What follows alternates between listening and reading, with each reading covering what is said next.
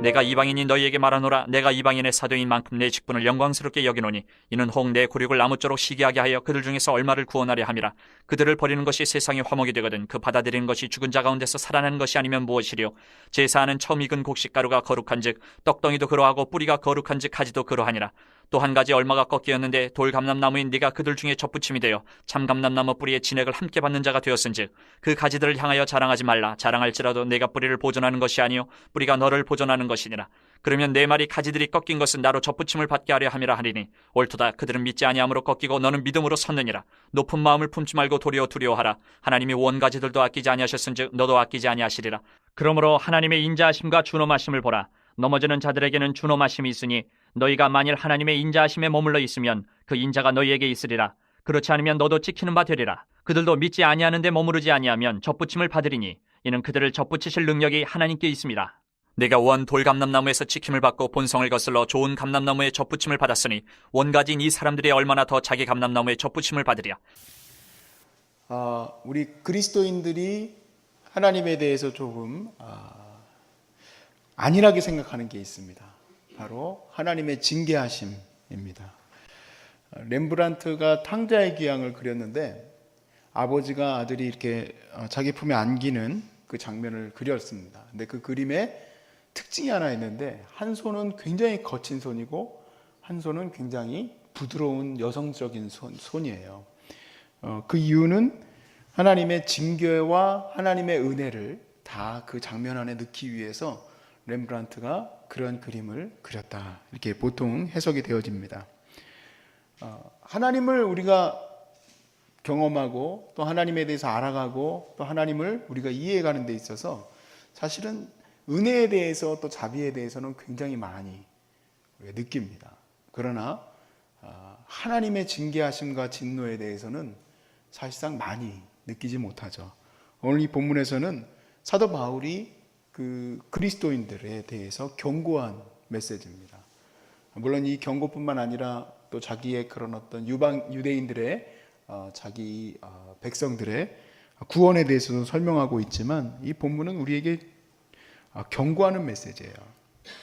우리가 전체 내용 가운데 21절만 보시면 이렇습니다. 하나님이 원가지들도 아끼지 아니하셨은즉 너도 아끼지 아니하시리라.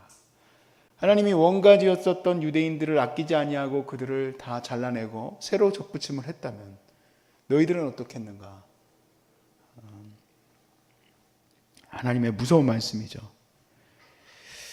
하나님이 우리에게 은혜로 말미암아 정말 하나님의 백성이 되게 했습니다. 믿음을 주셨어요.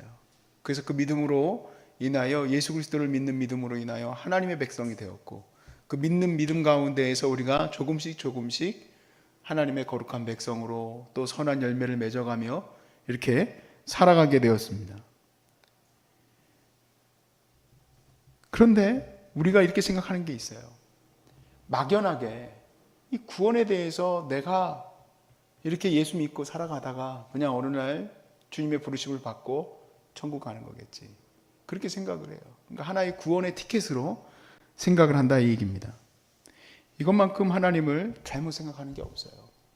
이 부분에 대해서 제가 여러 가지 정말 말씀과 또 설교와 이런 것들이 있고 사실은 저도 이 본문을 굉장히 잘 쓴 설교도 하나 있습니다. 오래전에 이제 이 본문을 가지고 설교를 했었던 본문을 제가 한번 쭉 보니까 잘 썼어요. 제가 보니. 근데 굉장히 긴 구절이에요. 그러니까 제가 하고 싶은 얘기는 뭐냐면 하나님의 징계하심에 대해서 또 그리스도인들의 이 구원의 문제에 대해서 사실은 이렇게 짧게 설명드리기엔 너무 부족합니다. 칼빈이 한 얘기로 제가 좀 축약을 하려고 합니다. 신앙이나 경건이 없는 경우에는 거기에 하나님을 아는 지식이 있다고 말할 수가 없다라고 얘기했습니다. 그러니까 자기 마음대로 막 살아가는 사람, 예수 믿는다고 말은 하는데 온갖 악한 짓을 하며 사는 사람은 하나님을 안다고 얘기할 수 있는 사람이 아니라는 얘기예요. 그러니까 그가 가지고 있는 믿음이 참된 믿음이냐, 여기에 의구심이 들 수밖에 없는 얘기죠. 하나님을 알고 하나님을 또 느끼며 또 그분에 대해서 깨달아가는 사람이라면은 하나님을 두려워하고 경외하고 또 그분이 원하시는 선에 대해서 우리가 추구하고 또 그분의 선을 또 닮아가려고 노력할 수밖에 없는 거죠. 어떻게 하나님을 안다 하는 사람들이, 하나님의 지식 안에 있다는 거 하는 사람들이 그렇게 나쁜 사람으로 살아갈 수 있겠는가? 그럴 수는 없다. 조나단 에드워드 목사님의 그 설교 중에서요, 하나님의 진노 아래 놓여 있는 사람들이라는 설교가 하나 있습니다. 근데 이 설교가 굉장히 유명한 설교예요. 제가 내려오기 전에도 컴퓨터로 한번 이렇게 그 설교 원고를 쭉 이렇게 읽어봤는데, 와, 옛날 분들은 어떻게 그렇게 긴 설교를 들었는지 몰라요. 거의 다 읽고 나면은 한 1시간 20분 걸릴 것 같아요. 주제도 우리가 보통 3대지라고 하지 않습니까? 설교도. 저는 여기서는 3대지 설교를 못해요. 거의 원포인트 설교를 하는데, 와, 그 설교는요, 8가지 포인트예요. 8가지 포인트에다가 앞에 부분에 8가지에다가 또 반문하는 설교, 그리고 나서 이제 적용하는 설교로, 적용도 8개가 넘어요. 그렇게 긴 설교를 하시더라고요, 이 조나단 에드워드 목사님이. 근데 이 설교가 왜 유명하냐면요, 이 설교를 듣고 사람들이 졸아서가 아니라 사람들이 소리 지르고 예배당에서 도망 나갔대요. 너무 무서워서. 이분이 막 그 펜이라는 그 설교자처럼 막 연극처럼 하는 설교자가 아니에요. 안경도, 눈도 나빠가지고 안경 이렇게 두꺼운 거 끼고 설교 원고를 이렇게 앉아서 읽는 사람입니다, 이분이. 근데 그 설교를 듣고 막 사람들이 무서워서 도망 나갔어요. 소리를 지르고 울고 막 살려달라고 그러고.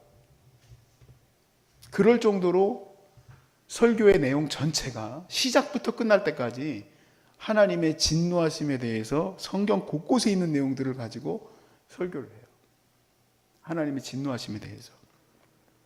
제가 이분의 얘기를 왜 말씀을 드리냐면, 오늘 사실 그런 얘기들을 해드려야 됩니다. 하나님이 얼마나 하나님의 진노가 무서우신지. 근데 사실 이분이 마지막의 부분에서는 하나님의 자비하심에 대해서 짧게 적용을 하고 마쳐요. 그러니까 여러분 이제 하나님 앞에 돌아오셔야 됩니다, 이런 거죠. 근데 사실 우리가 대부분 듣는 설교는 하나님의 은혜와 자비에 관련된 설교가 99% 이상이고 1%도 사실은 진노에 대해서 들을 시간이 없습니다. 제가 이번 주 주일 설교를 여러분도 들으셨지만 이번 주 주일 설교가 사실 우리 서울역센터에서는 조금 바뀌었어요. 조금 막 사는 거에 대해서 제가 조금 이렇게 세게 얘기를 했습니다. 그랬더니 밥 먹으면서 그랬대요. 이렇게 배식 받으면서 목사님이 그런 식으로 설교하시면 안 된다고.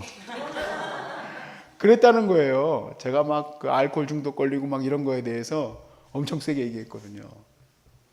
물론 그것 때문에 뭐 지옥 간다 그런 얘기는 안 했지만 그런 삶에 대해서 굉장히 조금 비판하는 마음을 좀 가지고 얘기를 했죠. 듣기 싫습니다, 사실.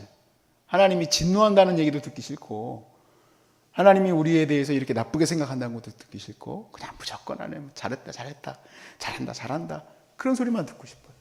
근데 그것은 곧 뭐냐면 우리를 멸망케 만드는 일이고 하나님이 얼마나 무서우신지를 잃어버리게 만드는 거예요. 그러니까 이런 상황 속에 있는 우리가 정신을 차려야 될 거예요. 이런 상황 속에 있는 우리가. 사실 어떻게 보면은 열왕기하 할 때 우리 소중한 분들이 굉장히 많이 은혜를 받았다라는 얘기들을 많이 하세요. 열왕기하는 처음부터 끝까지 계속 혼내시는 장면이 나오는데 좋아하세요. 로마서는 어떻습니까? 굉장히 하나님의 은혜와 자비와 따뜻한 손길에 대한 관련된 얘기들이 더 많지 않습니까? 기회를 주시고 은혜를 주시는 그런 이야기들. 제 건가? 그런데 오늘 이 본문에서 사도 바울이 이 은혜의 복음의 말씀 가운데 로마서를 통해 이 얘기를 합니다. 그리스도인들 너희들 잘난 체 하지 마라. 하나님이 은혜로 구원한 너희들 잘난 체 하지 마라. 하나님이 원가지도 이렇게 잘라내셨다면 너희들은 아무것도 아닐 수도 있다라는 거예요. 내가 막 하나님을 두려워하고 살 것은 없습니다. 그러나 경건한 그리스도인이 되려고 우리가 오늘도 기도하고 온전히 우리가 다음 삶을 향해서 내가 이 다음 또 오늘 주시는 이 삶이 계속 그렇게 망가진 삶으로 살 수는 없지 않겠습니까? 하나님의 진노 아래에서 살아갈 수 없지 않겠습니까? 우리 은혜 안에 살아야 되고 하나님의 선하신 은혜 안에서 열매를 맺으면서 살아야 됩니다. 원가지였던 이 유대인들에게는 열매가 맺어지지 않았으나 저희에게서는 열매가 맺어져야 되지 않겠습니까? 아름다운 열매들이 많이 맺어져야 돼요. 참 안타깝게도 사실은 우리 그 그리스도인들 청년들도 그렇고 또 엄청 많지요. 우리 그리스도인들이 얼마나 많습니까? 미국에 대해서 여러분들도 어떤 생각을 갖고 있는지 모르겠지만 저도 미국인들에 대해서 그렇게 막 좋은 호감을 갖고 있지는 않아요. 되게 막 성적으로 문란하고 또 자유분방하고 그렇게 느껴져요. 다 마리화나 할 것 같고 대학 가면은 그럴 것처럼 느껴져요. 근데 실질적으로요. 워낙에 인구가 많은지는 모르겠지만 선교지 단기 선교 가서 이제 만나는 그 청년들을 보면은 제가 진짜 깜짝 놀라요. 자기 자발적으로 그 신앙을 찾아서 나오는 아이들 20대밖에 안 됐는데 20살밖에 안 됐어요. 또 놀란 것은 20살, 21살인데 부부예요. 근데 그 부부가 신혼여행을 한 달 정도를 캄보디아에 나와서 거기서 그 사람들을 섬기는 것을 자기 신혼여행으로 삼고 왔어요. 그런 친구들을 곳곳에서 좀 많이 만나요. 싱가포르에 있는 한 스튜어디스는 자기가 20대 때쯤에 하나님의 은혜를 받아서 막 남자들이 쫓아다니고 그러는데 그걸 다 포기하고 부와 명예를 포기하고 미모가 있으니까 그 캄보디아에 와서 그 아이들을 돌보는 일에 자기 인생을 다 바쳤더라고요. 와, 제가 너무너무 놀래요.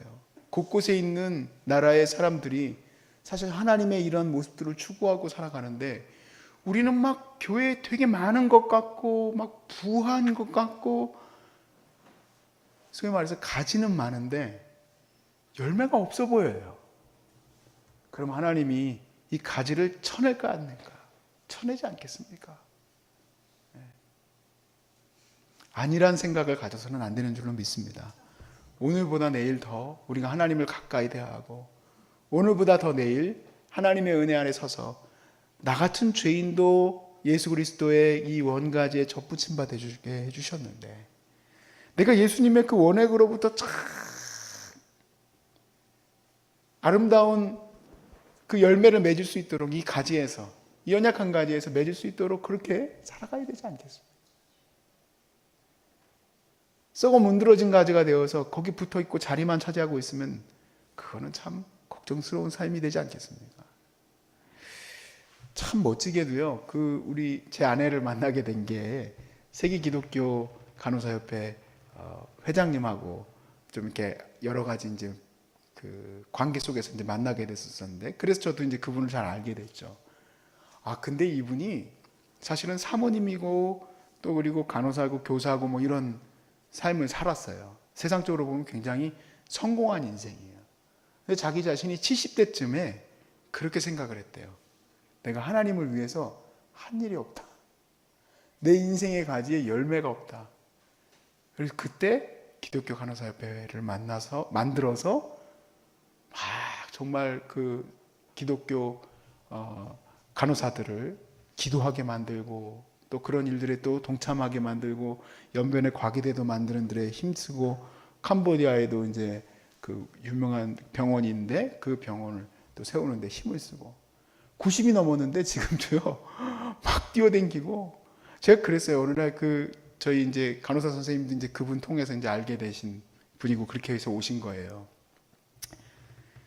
지금 이제는 이제 그 회장님 그만하시죠. 90이 넘으셨는데 그랬더니 아니래요. 지금도 회장하시고 지금도 뛰어다니시고 그러신다는 거예요. 그렇구나. 어느 순간이든 내 자신이 스스로가 내가 열매 없고 부족한 죄인이라는 걸 깨닫고 그 다음부터 믿음으로 나아가는 것이 중요하겠구나. 저는 여러분들에게 오늘도 하나님이 하루를 주시고 이 아름다운 삶 속에서 건강을 주시고 말씀을 주신 삶이 하나님의 열매로 가득 맺어지시길 주의 이름으로 축복합니다.